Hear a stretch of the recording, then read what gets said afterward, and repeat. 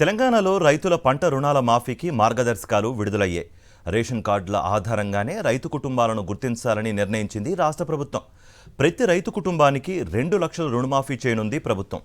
2 లక్షల రూపాయలకు మించి రుణం ఉంటే ఆపై ఉన్న రుణాన్ని చెల్లిస్తేనే మాఫీ చేస్తామని క్లారిటీ ఇచ్చింది. అలాగే తప్పుడు పత్రాలతో మాఫీ పొందినట్లు తేలితే రికవరీ కూడా చేస్తామని స్పష్టం చేసింది. మార్గదర్శకాల్లో బంగారం తాకట్టుపై తీసుకున్న పంట రుణాల అంశాన్ని ప్రస్తావించలేదు ప్రభుత్వం. తెలంగాణలో రైతుల పంటల రుణమాఫీ రేషన్ కార్డు ఉన్నవారికి అమలు కానుంది. ఆహార భద్రత కార్డుల ఆధారంగానే రైతు కుటుంబాలను గుర్తిస్తామని రాష్ట్ర ప్రభుత్వం స్పష్టం చేసింది.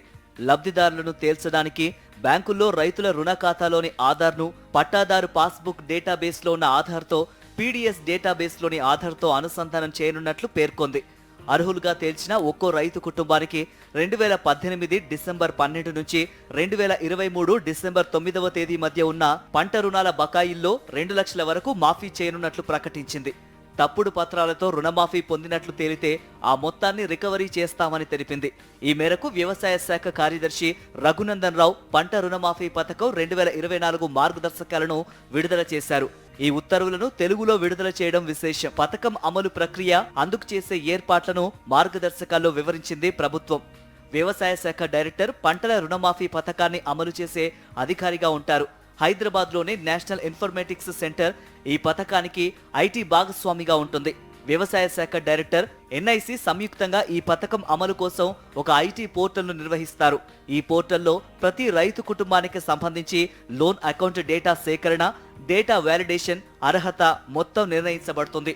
ఈ ఐటీ పోర్టల్లోనే ఆర్థిక శాఖ నిర్వహించే IFMIS కు బిల్లులు సమర్పించడానికి, రుణమాఫీ పథకానికి సంబంధించిన భాగస్వాములందరికీ సమాచారాన్ని పంచుకోవడానికి, రైతులు ఇచ్చే ఫిర్యాదుల పరిష్కారానికి ప్రత్యేకంగా మాడ్యూల్స్ ఉంటాయి.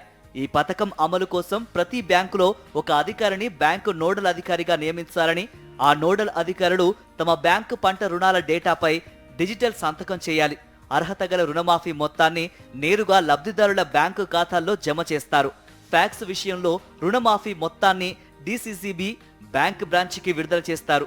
ఆ బ్యాంకు వారు రుణమాఫీ మొత్తాన్ని ఫ్యాక్స్ లో ఉన్న రైతుల ఖాతాల్లో జమ చేస్తారు. భూమి ఉన్న ప్రతి రైతు కుటుంబానికి 2 లక్షల రూపాయల వరకు పంట రుణమాఫీ వర్తిస్తుందని మార్గదర్శకాల్లో పేర్కొంది ప్రభుత్వం. అయితే స్వల్పకాలిక పంట రుణాలకే ఇది వర్తిస్తుందని స్పష్టం చేసింది.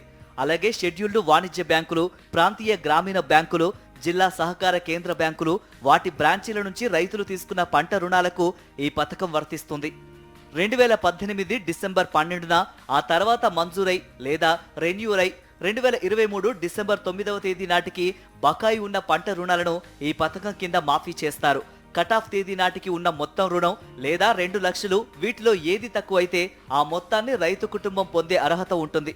ఏదైనా రైతు కుటుంబానికి 2 లక్షలకు పైగా రుణం ఉంటే రైతులు అదనంగా ఉన్న రుణాన్ని మొదట బ్యాంకుకు చెల్లించాలి. ఆ తర్వాతే 2 లక్షల మొత్తాన్ని రైతు కుటుంబ సభ్యుల రుణ ఖాతాలకు బదిలీ చేస్తారు.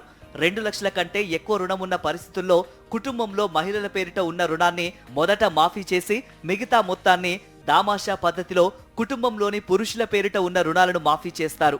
ఇక రుణమాఫీ ఎవరికి వర్తించదనేది కూడా మార్గదర్శకాల్లో స్పష్టంగా పేర్కొంది ప్రభుత్వం.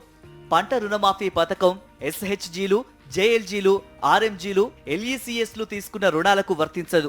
పునర్వ్యవస్థీకరించిన లేదా రీషెడ్యూల్ చేసిన రుణాలకు వర్తించదు.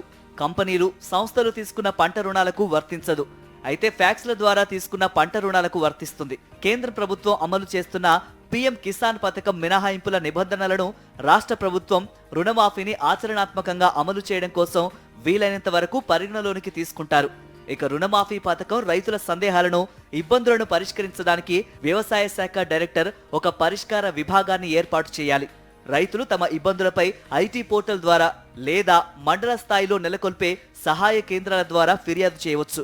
ప్రతి అభ్యర్థనను సంబంధిత అధికారులు 30 రోజుల్లోపు పరిష్కరించి దరఖాస్తుదారుకు వివరాలు తెలపాలని రైతు రుణమాఫీ మార్గదర్శకాల్లో పేర్కొంది ప్రభుత్వం.